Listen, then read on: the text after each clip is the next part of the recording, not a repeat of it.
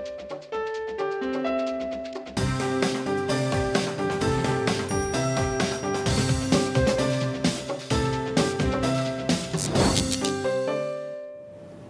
And welcome to ज़रा हट के। मुबशर ज़ैदी, ज़रार खोड़ो और वसतुल्लाह खान का सलाम कबूल कीजिए।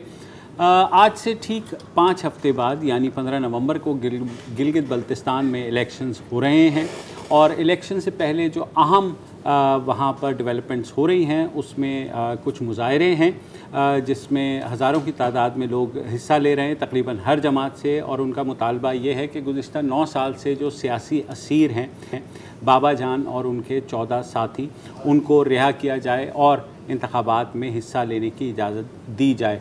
बाबा जान और जो उनके 14 साथी हैं उनको अलियाबाद में जो अताबाद लेक हम सब जानते हैं, उसके जो इफ़ेक्टिव्स के लिए जब इन्होंने मुज़ाहरे किए थे वो मुज़ाहरे पुरतशद्दुद हो गए। 2 अफराद पुलिस की गोलियों से जान से गए और फिर बाबा जान और दीगर पर इल्ज़ाम लगा कि उन्होंने वहाँ बलवा करवाया है और पब्लिक प्रॉपर्टीज़ को डैमेज किया है।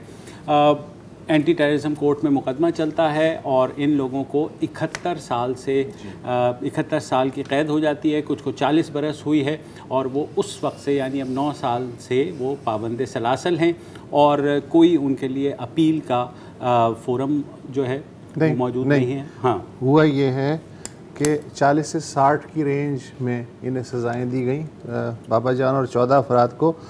2014 में इंसदाद दहशतगर्दी की अदालत ने टोटल असल में 19 थे, उनमें से 5 अदालत ने बरी कर दिए, बाकियों को ये दी 40 से 60 साल तक की। उसके बाद जो गिलगित बल्तिस्तान चीफ कोर्ट है उसमें उन्होंने अपील की सज़ा के ख़िलाफ़, तो 2015 में बाबा जान समेत तमाम मुलज़िमों को बरी कर दिया चीफ कोर्ट ने। और फिर चीफ कोर्ट के फ़ैसले के ख़िलाफ़ हुकूमत ने अपीलेट कोर्ट से रुजू किया। 2015 में बाबा जान ने जो पिछले इलेक्शन हुए थे उसमें हिस्सा लेने का ऐलान किया, दूसरे नंबर पे रहे वोटिंग में। 2016 में उन्होंने एक और बाई इलेक्शन के लिए कागजात जमा कराए, इसलिए कि वो तो बरी हो गए थे, लेकिन फिर अपीलेट कोर्ट ने इलेक्शन कमीशन की जानिब से बाबा जान के कागजात कबूल करने का असखुद नोटिस लिया, सोमोटो नोटिस लिया, और जो अपील थी पिछले फैसले के ख़िलाफ़ बरी करने के ख़िलाफ़ चीफ कोर्ट के फ़ैसले को कलअदम करार दिया और तमाम की 15 अफराद की सज़ाएँ बहाल कर दी।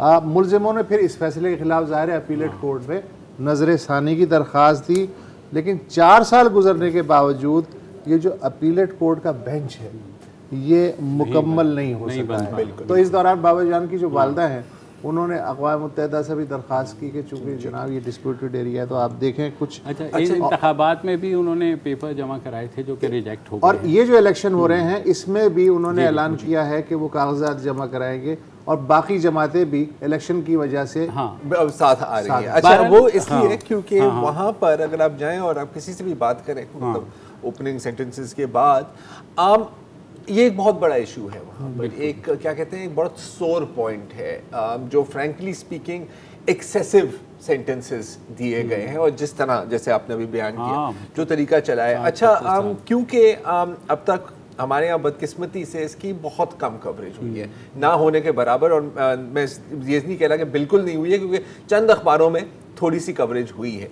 क्योंकि ऐसा नहीं हुआ तो जाहिर है भारतीय मीडिया तो मैदान खुला है और वो इसके अंदर कूद पड़े हैं। जैसे कि मैं देख रहा था टाइम्स ऑफ इंडिया की इस पे कवरेज, इन मुजाहिरों को मरोड़ के वो ऐसे पेश कर रहे हैं कि जैसे पाकिस्तान की सालमी खिलाफ ये मुजाहिरे की जा रही है कि जी ऑक्यूपाइड गिलगित बल्तिस्तान जो इंडियन मीडिया की लाइन है, और कि ये मुजाहिरे किए जा रहे हैं कि जी गिलगित बल्तिस्तानी नहीं चाहते कि 5वां सूबा बनाया जाए। अच्छा, ये पहली दफा नहीं हुआ, आपको याद है कुछ साल पहले भी वहां पर ये बिजली और पानी के ऊपर प्रोटेस्ट हो रहे थे और उनको बाकायदा डब करके इंडियन मीडिया ने इस्तेमाल किया। लेकिन ये होगा अगर आप इग्नोर करेंगे तो इस सारी सूरत हाल पर बात करने के लिए हमारे साथ गिलगित में डॉन के जो नुमाइंदे हैं जमील नगरी वो मौजूद हैं, और इन प्रोटेस्ट जो अब 4 दिन हो चुके हैं, धरना है जो कि हो रहा है। तो जमील, आप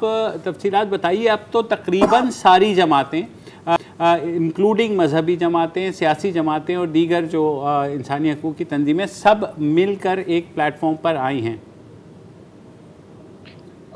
थैंक यू मुबशर साहब। बिल्कुल, इसमें कोई दो राय नहीं है। यहाँ के तमाम सियासी, मजहबी, रीजनल जो जमातें हैं वो उनका शुरू से ये मुतालबा है कि वो जो 14 असीर है, सियासी कैदी है इंक्लूडिंग बाबाजान, वो बेगुनाह है। वो कैदी है जिन्होंने अताबाद मुतासरीन के लिए, उनके हकूक़ के लिए लड़ते हुए उनके ऊपर इंसदाद दहशतगर्दी के मुकदमात आयद करके जेलों में भेजा है, तो उनको रिहा किया जाए। ये मुतालबा तमाम यहाँ का यानी यूनानिमस सियासी, मजहबी, रीजनल, सोशल ऑर्गेनाइजेशन का जो है ये मुश्तरका डिमांड है।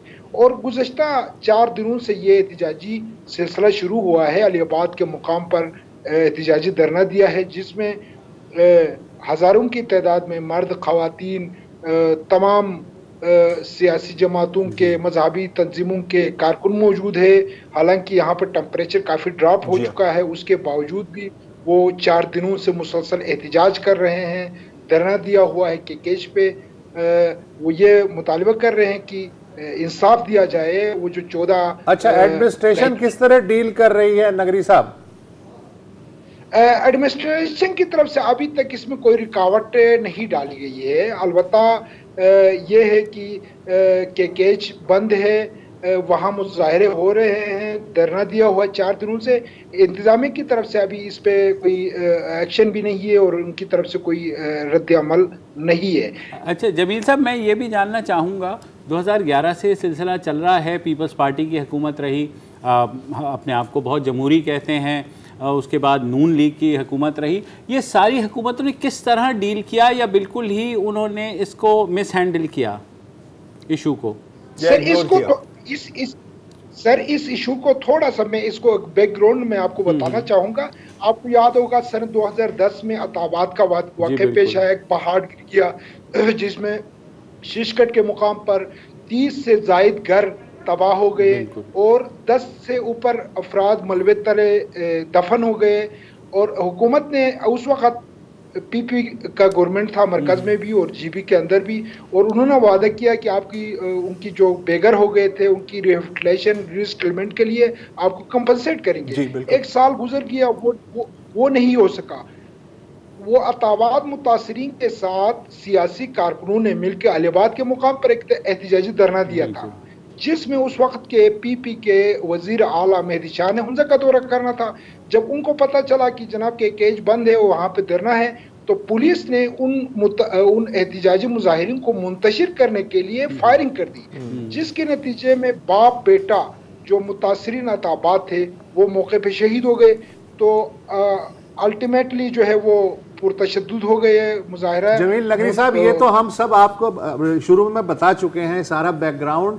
हम ये जानना चाहते हैं कि ये जो 2 एडमिनिस्ट्रेशंस आई, पीपल्स पार्टी की और उसके बाद मुस्लिम लीग नून की अभी हाल तक जो थी, उन्होंने इस मसले को खुश असलूबी से निपटाने के लिए क्या कोई संजीदा कोशिशें की या बिल्कुल अलग थर लग रहा है? आप क्योंकि अब तो जाहिर है कि सब आए हुए हैं। ये बताइए सर। बात यह है कि ये वाकया पीपी के दौर हुकूमत में पेश आया, उसको उन्होंने मतलब सेटल सही तरीके से नहीं किया। उसके बाद मुस्लिम लीग नून की गवर्नमेंट आई, उन्होंने भी इसको सीरियस नहीं किया, इसको हल करने की कोशिश नहीं किया, उनकी हुकूमत भी चली गई। तो इससे अंदाजा आप लगा लें कि वो कितने सीरियस तो अब इस धरने में ये बताइए, मुस्लिम लीग नून और पीपल्स पार्टी भी क्या शरीक हैं? बिल्कुल, इसमें तमाम सियासी जमातें, जिसमें मुस्लिम लीग नून के इलेक्शन टाइम, सर इलेक्शन आने वाली है। अच्छा नगरी साहब, एक बात बताएं, सॉरी आपकी बात काट रहा हूँ, ये जो टाइमिंग अभी चूज की है, जाहिर है कि सियासी पार्टियों ने आगाज तो नहीं किया था, शायद अवामी वर्कर्स पार्टी ने किया था, और उनके जो एक्टिविस्ट हैं, टाइमिंग तो काफी अच्छी चुनी है ना इलेक्शन, क्योंकि अब इलेक्शन आने हैं और इनको पता है कि अब और बाकी पार्टीज के पास कोई चॉइस नहीं है हमें ही सपोर्ट करने के लिए। वहां पर जो लोग एहतजाज कर रहे हैं, उनकी क्या उम्मीद, उनकी कोई उम्मीद है कि उनकी आवाज सुनी जाएगी? बिल्कुल उनकी उम्मीद है, बहुत ही ऑप्टिमिस्टिक है क्योंकि उसकी वजह यह है कि टाइमिंग का जो चॉइस है वो बेहतर इसलिए समझा जाता है कि एक ऐसे टाइम पर उन्होंने एहतजाज शुरू किया है जिस मुतालिबे को, जिस एहतजाज को सारे सियासी पॉलिटिकल पार्टीज तो बज़ाहिर सपोर्ट कर रही है। तो अब उसमें तमाम जितने भी कैंडिडेट्स हैं अपकमिंग इलेक्शंस के, वो हुंजा के कैंडिडेट्स बैठे हुए हैं, पॉलिटिकल पार्टीज के हेड जा रहे हैं, तो उस वजह से उस एहतजाज ज्यादा जो है यानी इफेक्टिव होगा। अच्छा जमीन साहब, ये मुझे बताएं कि जो हुंजा में लोग बैठे हुए हैं पार्टी के लीडरान, अब क्या वो इस बात को यकीन दहानी करा रहे हैं कि इन सियासी कैदियों को रिहा करवाएंगे और उसके लिए अमली कदम उठाएंगे, या सिर्फ नारे लगाएंगे और जब इलेक्शन होगा तो ये चीज़ ख़त्म हो जाएगी? जी बिल्कुल, इसमें जितने सियासी पार्टियों के हेड जा रहे हैं, जैसे जीबी का जो प्रेसिडेंट है अमजद हुसैन एडवोकेट, कल परसों वो जाके वहाँ पे उसने स्पीच किया, चूंकि उनका वकील भी है, वो असीरों के वकालत भी कर रहा है। उसने ये भी कहा कि भाई विद इन 1-2 डेज में हम जो है 2 कैदियों को रिहा कराएंगे, उसके बाद जो है सिलसिला चलता रहेगा। उनकी रिहाई के लिए हम कोर्ट्स का दरवाज़ा खटखटा रहे हैं और उनके जो सुप्रीम अपीलेट कोर्ट में उनके खिलाफ जो जजमेंट आया है उसकी नज़रसानी अपील भी हमने दायर किया है, उस पर भी हम काम कर रहे हैं। तो ये यकीन दहानी भी अच्छा, पीटीआई की क़यादत भी है क्या धरने में? पीटीआई के जो मुकामी कारकुन हैं, मुकामी जो कैंडिडेट है वो तो है, और उसके अलावा उनकी भी कोशिश है, क्योंकि कुछ लोग उनके जो कैंडिडेट्स हैं, खैर आजकल तो वो टिकटों का मसला चल रहा है, टिकट के तकसीम का मसला है, उसमें कुछ कैंडिडेट इस्लामाबाद भी गए हैं, वहाँ पर फेडरल मिनिस्टर फॉर कश्मीर फिर गिलगिस्तान से भी मुलाकात की है। ये भी कहा जा रहा है कि वो उनसे रिक्वेस्ट कर रहे हैं कि भाई ये इलेक्शन के दिनों में हमारे लिए तो ये बड़ा मसला बन रहा है और लिहाजा आप इस मसले को सोल्व कर लें ताकि आगे आने वाले इलेक्शन में ये तो हमारे लिए बड़ा मसला बनेगा। तो इलेक्शन में सबसे बड़ा मुद्दा यही है या इससे भी बड़ा कोई मुद्दा है इस इलेक्शन कैंपेन में? हुंजा के अंदर सबसे बड़ा मुद्दा, सबसे बड़ा मुतालबा तो यही है कि आप जो है, बल्कि एक ट्रेंड भी चल रहा है कि सोशल मीडिया पे कैदी फ्री पॉलिटिकल प्रिजनर्स ऑफ कैदी दो वोट लो। बिल्कुल, ये बहुत अच्छा है और हम उम्मीद यही करते हैं। बहुत बहुत शुक्रिया जमीन नगरी, और हमें उम्मीद यही है कि ये कम अज़ कम कैदी जो है जल्द रिहा होंगे। मैं मुकामी क़यादत की बात नहीं कर रहा, ओवरऑल जो पॉलिटिकल पार्टीज हैं मेन स्ट्रीम, उनका भी वही एटीट्यूड है गिलगित बल्तिस्तान और की तरफ जैसे हमारी टूरिस्ट का होता है। ठीक है, जाते हैं अताबाद लेक पे, खूबसूरत तस्वीर खींच के आ जाते हैं। आप पैसे हैं तो वो जो 25,000 रुपये फी नाइट का जो होटल बना हुआ है आप वहाँ पे भी रह सकते हैं, लेकिन जो ग्राउंड रियलिटी है वो आप समझना नहीं चाह रहे कि वहाँ के लोगों के क्या मुतालबात हैं। इंटरनेट का इतना बड़ा मसला है वहाँ, इंटरनेट का 4G का, और जो तलबा तालिबात ने वहाँ किया। चलिए लेट्स होप, तो इस बारे में आपको अपडेट करते रहेंगे। फिलहाल एक वक्फा लेते हैं।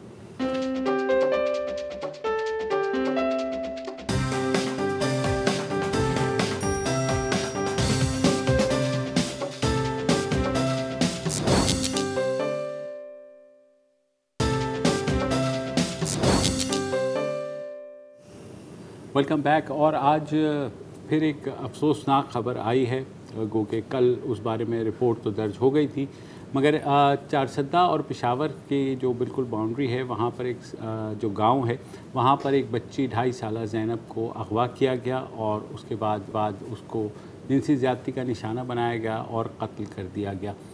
अफसोसनाक वाक़यात का ये सिलसिला जो कि एक ज़ैनब से शुरू हुआ था, कसूर से, बल्कि शुरू क्या हुआ था, हाईलाइट हुआ था। क्योंकि आज मैं देख रहा था साहिल की रिपोर्ट, जिनका ये कहना है कि इस साल के ही पहले 6 माह में तकरीबन 1500 केसेस जो हैं वो आ चुके हैं बच्चों की जिनसी ज़्यादती के और उनके कत्ल के, और औसतन 8 बच्चे रोज़ाना जो हैं वो जिनसी ज़्यादती का शिकार होते हैं पाकिस्तान में। उसमें से कितने केसेस रिपोर्ट होते हैं, मगर इस केस में अभी तक पुलिस ने 8 अफराद को गिरफ़्तार किया है, उनके सैंपल्स लिए हैं DNA के और लेबॉर्ट्री भेजे हैं। जब वो आएंगे तो पता लगेगा क्या हुआ है। जो वालिद हैं वो ज़ाहिर है एक मज़दूर हैं और गरीब आदमी हैं। उन्होंने कहा कि मुझे नहीं पता कि मेरी बच्ची का क्या कसूर था कि उसके साथ ऐसा सलूक किया गया। यार ये जो आज मैं देख रहा था, ये हैशटैग चल रहा था जस्टिस फॉर ज़ैनब, मुझे लग रहा था कि मैं 2 साल पहले की का हैशटैग पढ़ रहा हूँ, और वही बातें, उसी तरह की सिचुएशन, और कसूर वाली ज़ैनब की जो वालिद साहब की जो बात थी ना, वो मुझे याद आती है कि उसने भी यही कहा था कि मेरी बेटी का क्या कसूर था। उसने यही कहा था कि कुछ करें नहीं तो और ज़ैनब भी आएंगी, और आज ऐसा ही हुआ है। 2-2.5 साल की लड़की, में उसकी पिक्चर देख रहा था यार, लाश पड़ी हुई है मैदान, और छाती से लेके पेट तक कट हुआ है। और ये बताना ज़रूरी है क्योंकि हम जब तक आप शौक ना करें तो कुछ भी नहीं होता। मैं ये नहीं कह रहा कि इससे कुछ होगा, क्योंकि पहले भी हमने यही बातें की, हमें समझ नहीं आती कि इस पर बंदा क्या बात करे। मुझे तो डर ये लगता है कि ये चीज़ें अब एक नॉर्मल बन गई हैं हमारे लिए। मरवा का केस है, उसके बीच में अभी थोड़ी देर पहले मैं एक और, अब देखा, मुझे याद भी नहीं है कि वो बच्चे का नाम क्या था या वो जगह कहाँ थी, लेकिन एक और 4 साल के बच्चे को भी इसी तरह रेप और मर्डर जादू में हुआ है केस, 10 साल के बच्चे को जो है, आप खुद ही बता रहे हैं औसतन रोज़ाना 8 बच्चों के साथ ये हो रहा है। और इस साल के जो 6 महीने हैं उसमें 30 बच्चे ना सिर्फ रेप हुए बल्कि रेप के बाद कत्ल हुए, 30। एक चीज़ वही आपने जो बात की कि अब ये भी क्लीशेड एक सब्जेक्ट रह गया है, इसलिए कि तवातुर के साथ। और मैं ये दावा भी नहीं कर सकता कि ज़ैनब अलर्ट का जो कानून है वो मंजूर होने से पहले ज़्यादा केसेस हो रहे थे तो ये कानून बनने के बाद कम हो गए हों, मुझे तो ऐसा नहीं लगता है अब। और ये भी समझ में नहीं आ रही कि किया क्या जाए। हाँ, मेरा तो ख्याल है कि देखें, कानून था, आपने कहा कानून, उन्होंने कानून बना दिया, कानून बना दिया, अब क्या करें? अब क्या? लेकिन कम से कम देखें, जो बेयर मिनिमम हो सकता है मेरे ख्याल में, चाइल्ड प्रोटेक्शन ब्यूरोज़ को थोड़ा और एक्टिव करके कम से कम वालिदैन को ये आगाही दी जाए। मसलन अब 2.5 साल की बच्ची उनके घर के बाहर अगर खेलने गई है, 1 बजे वो गुम हुई है और वालिद ने शाम को आकर के रिपोर्ट कराई है थाने में। देखो, तो चाइल्ड प्रोटेक्शन ब्यूरो जो है ना, जब कसूर वाली ज़ैनब कत्ल हुई थी उस वक्त भी ये बहुत ज़ोरों शोर से हुआ था कि चाइल्ड प्रोटेक्शन ब्यूरो मौजूद हैं, वो कर क्या रहे हैं। और हम 2 साल बाद भी और 3000 बच्चों के रेप के बाद भी सेम वही बात कर रहे हैं कि वो क्या कर रहे हैं। अब पता है, ये मुझे तो ये भी वक्त का ज़िया लगता है कि जी फलां इदारा क्या कर रहा है, फलां इदारा क्या कर रहा है, फलां इदारा। जब 3000 बच्चों के रेप, मोलेस्टेशन, अगवा और उसमें से 20 बच्चों के कत्ल के बावजूद भी कोई पत्ता ना हिले, एडमिनिस्ट्रेटिवली कोई इदारा उस तरह डेडिकेटेडली एक्टिवेट ना किया जाए, तो और कौन सी चीज़ कर सकती है।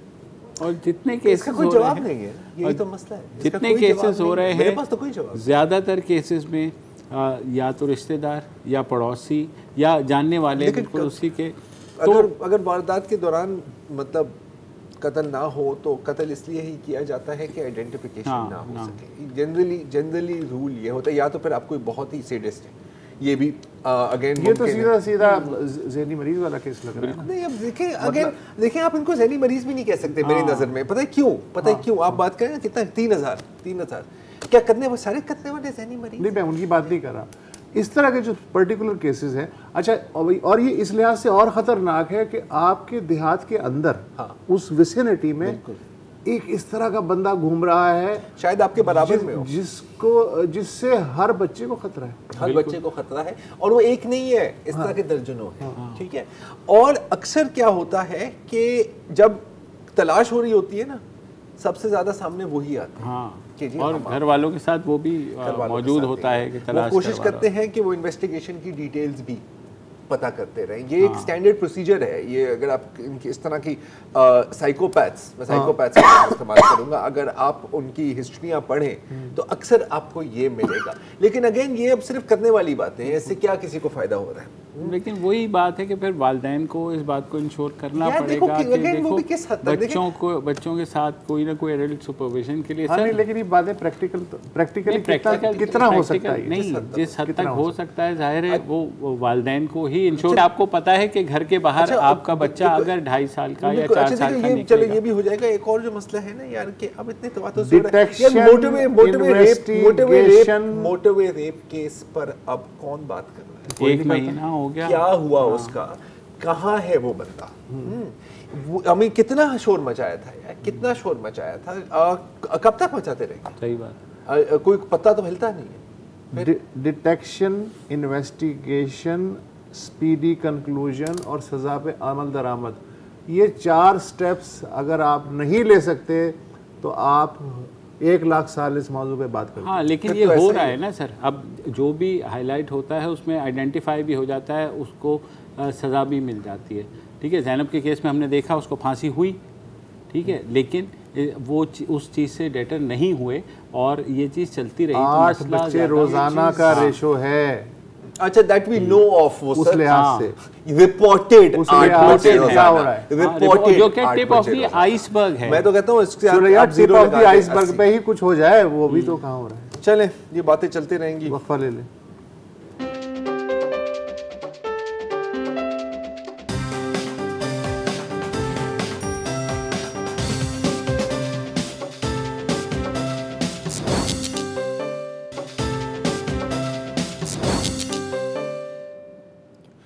Welcome back. पाकिस्तान में नाबीना अफराद की तादाद तकरीबन 25 से 30 लाख है। एग्जैक्ट फिगर किसी के पास नहीं है, जैसे कि पाकिस्तान में किसी चीज़ के ज़्यादा एग्जैक्ट फिगर नहीं मिलते, और जाहिर है कि बहुत मसले मसाइल का सामना करना पड़ता है। और अगर इनमें से हम एक मसले को पिक करें तो वो ये है कि तालीम कैसे हासिल की जाए। अब जाहिर है कि आप और मैं जब स्कूल में थे तो हम आराम से टेक्स्ट बुक्स ख़रीद सकते थे, पढ़ सकते थे, एग्ज़ाम्स में बैठ सकते थे। लेकिन जहाँ तक पाकिस्तान में, और ख़ासतौर पर पाकिस्तान की मैं बात कर रहा हूँ जहाँ बिना अफराद की बात है, तो यहाँ पर ब्रेल का इस्तेमाल बहुत कम है। ब्रेल का आपको पता होगा ये एक ऐसी लिखाई है जो आप अपनी उंगलियों से पढ़ सकते हैं, उभरी हुई लिखाई है। 1800s में ये बनी थी और अब तकरीबन दुनिया की हर ज़बान में एक ब्रेल स्क्रिप्ट मौजूद है। अच्छा, उर्दू की भी मौजूद है, पाकिस्तान की मुकामी बाकी जो ज़बानें हैं उसमें भी मौजूद है, लेकिन इस्तेमाल नहीं की जाती। और अगर आप जाएं और कोशिश करें कि आपको कोई ब्रेल की किताब मिल जाए तो गुड लक टू यू, आपको नहीं मिलेगी। लेकिन मसला तो बयान कर दिया है, मसले का हल क्या है? आज हम इसी पर बात करने के लिए हमने आज दावत दी है उमर फारूक को। आप CEO हैं, टेक फर्क कंपनी है उनकी, और इन्होंने एक बड़ा इंटरेस्टिंग प्रोडक्ट बनाया है उमर साहब, जिसका नाम है बोलते हरूफ, और ये एक सॉफ्टवेयर है फॉर ब्लाइंड पीपल, ब्रेल को के इस्तेमाल को आसान करने के लिए। मैं ज़्यादा इस पर एक्सप्लेनेशन नहीं देता, आप ही थोड़ा सा बताएं कि बोलते हरूफ है क्या। बेसिकली ये एक प्रोडक्ट हमने जो है बनाया है जो कि बेसिकली ब्लाइंड के लिए बनाया गया है, इनकी बुक्स बनाने के लिए और ब्लाइंड की डेली रूटीन लाइफ के लिए। देखें, पाकिस्तान के अंदर जो अपर मिडिल क्लास है और जो एलिट क्लास है वो इंग्लिश के अंदर उनकी जो है लैंग्वेज यूज़ करते हैं, घर का एक माहौल होता है, तो उनके लिए असिस्टिव टेक्नोलॉजीज़ और सॉफ्टवेयर चीज़ें बनी हुई हैं। सही है, मतलब वॉइस टू टेक्स्ट वगैरह सब कुछ था। मसला आता है लोअर मिडिल क्लास में और लोअर क्लास में, क्योंकि वो लोग उर्दू पे डिपेंडेंट है। ठीक है, तो उर्दू के लिए कोई ऐसा सॉफ्टवेयर एक तो मौजूद नहीं था जो कि उनकी लैंग्वेज के ऊपर स्पेसिफिकली सही तरीके से वर्क कर रहा हो, जिसकी वजह से बुक्स पाकिस्तान में अवेलेबल नहीं थी मुकम्मल। आज भी, अभी तक भी पाकिस्तान के अंदर आप चाहे सिंध टेक्स्ट बुक बोर्ड उठा लें, चाहे Punjab, KPK, Balochistan, Kashmir federal board उठा लें, कहीं पे भी आपको बुक्स मुकम्मल नहीं मिलेंगी, ना मैट्रिक की, ना इंटर की, यूनिवर्सिटी तो बहुत दूर की बात है। ठीक है, तो इसके अंदर एक बड़ा जो रीज़न था, बहुत सारे रीज़न्स हैं, उसके अंदर एक जो बड़ा रीज़न ये था कि उसका सॉफ्टवेयर उर्दू के अंदर खासतौर पर मौजूद नहीं था, तो बुक्स नहीं बन सक रही थी। मतलब जो उर्दू टेक्स्ट को ब्रेल में कन्वर्ट कर सके। जी बिल्कुल बिल्कुल, तो वो मौजूद नहीं था। तो हमें जब लास्ट ईयर बताया गया तो हमने इसको बनाना स्टार्ट किया। हम अब जो हमने बना लिया, तो अब ये सॉफ्टवेयर उर्दू से मुकम्मल ब्रेल के अंदर ट्रांसलेट कर सकता है। और इसका बड़ा फ़ायदा ये है कि आपको उर्दू में अगर मटेरियल ऑलरेडी मौजूद है, सही है, तो आपको ब्रेल में टाइप करने की ज़रूरत नहीं है। आप कॉपी पेस्ट करें और ये बिल्कुल कॉपी पेस्ट जिस तरह आप वर्ड में करते हैं, वो पूरा का पूरा आपको मैटर उठा के ब्रेल में कन्वर्ट कर, मतलब कि जैसे आपसे बात करता हूँ, जैसे हम गूगल ट्रांसलेट का बटन दबाते हैं, बिल्कुल उसी तरह ये उर्दू से ब्रेल में ट्रांसलेट, बिल्कुल ऐसे ही है। आपने सिर्फ कॉपी करना है, पेस्ट करना है और एक बटन दबाना है, उसने सब कुछ जो है ट्रांसलेट कर देना है। तो आपको जो महीनों का काम था ब्रेल में लिखने का सॉफ्टवेयर के अंदर, दूसरे जो डायरेक्ट आप ब्रेल में लिखते थे, क्योंकि ब्रेल में लिखने के लिए भी ना एक बहुत बड़ा प्रॉब्लम क्या है कि जो जिनके पास आईज हैं वो ब्रेल नहीं जानते, सही है, जो ब्रेल जानते हैं वो देख नहीं सकते। तो दो बंदे बैठ के काम करते थे, एक पढ़ता था जो कि जिसके पास आईज थी, दूसरा ब्लाइंड होता था, तो वो जो है ना टाइप करता था ब्रेल के अंदर। ये एक बहुत बड़ा प्रॉब्लम था।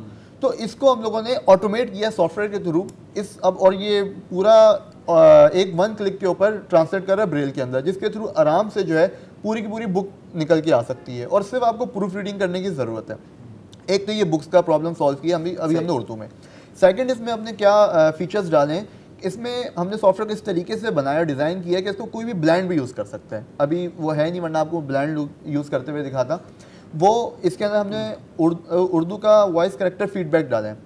अगर ब्लाइंड खुद चाहता है, कोई अपनी मैगजीन लिखना, कोई जर्नलिस्ट है अगर वो, और वो अपना कोई कॉलम लिखना चाहता है, तो ये पूरा उसे उर्दू में सपोर्ट करेगा। जो भी कैरेक्टर टाइप करेगा सॉफ्टवेयर पूरा पढ़ के सुनाता है। और जब वो वर्ड लिख लेता है, तो हमने क्या किया है, गालिबन 1,30,000 वर्ड्स की डिक्शनरी बनाई है वर्ड्स की, उर्दू में नहीं, वो उर्दू में लिख रहा है ना, टाइप कर रहा है। सही है, तो सही है। अगर उसने कोई गलत वर्ड टाइप कर दिया तो वो हमारी जो डिक्शनरी है वो उससे फौरन बजर बजाएगी सॉफ्टवेयर, तो उससे पता लग जाएगा फौरन कि उसने गलत वर्ड टाइप किया। फिर उसके अंदर हमने उर्दू का वर्ड सजेशन एल्गोरिथम एक खुद डिजाइन किया है, वो बना के सॉफ्टवेयर में इंटीग्रेट किया है। तो वो उसे वर्ड का सजेशन भी देगा कि आपने जो गलत वर्ड टाइप किया है कि वो डिक्शनरी के थ्रू ये बेहतर है, आप ये वाला लिख सकते हैं। जैसे मोबाइल फोन में वो सजेस्टेड बिल्कुल आ रहे हैं। इनमें क्या ये देख नहीं सकते, तो वो पढ़ के सुनाता है। सही है, वॉइस वो पढ़ के सुनाता है। तो इस तरीके से ये सॉफ्टवेयर इनकी टाइपिस्ट की जॉब के अंदर भी इनको हेल्प आउट कर सकता है, ये बुक्स बनाने के लिए भी हेल्प आउट कर सकता है। और इंशाअल्लाह हमारा अब आगे विजन ये कि इसको उर्दू के बाद हम इसे अदर नेटिव लैंग्वेजेस जैसे सिंधी हो गई, बलोची हो गई, खासतौर पर उर्दू यहाँ तो कॉमन, अगर आप अंदरूनी सिंध चले जाएं आज भी वहाँ पे उर्दू नहीं जानते वो, नहीं, बिल्कुल वो सिंधी पे डिपेंडेंट है। तो हमारे सिंधी में तो ब्रेल एग्जिस्टेंट है, बिल्कुल नहीं, मैंने देखा है, लेकिन है, उसका वजूद भी है, वहाँ पे सिस्टम है, मतलब डिजाइन किए हुए, लेकिन किताबें नहीं है। किताबें नहीं है। सही। यहाँ पर हम एक वक्फा लेंगे और उसके बाद 2-3 और सवाल है मैं आपसे पूछने हैं ब्रेक के बाद।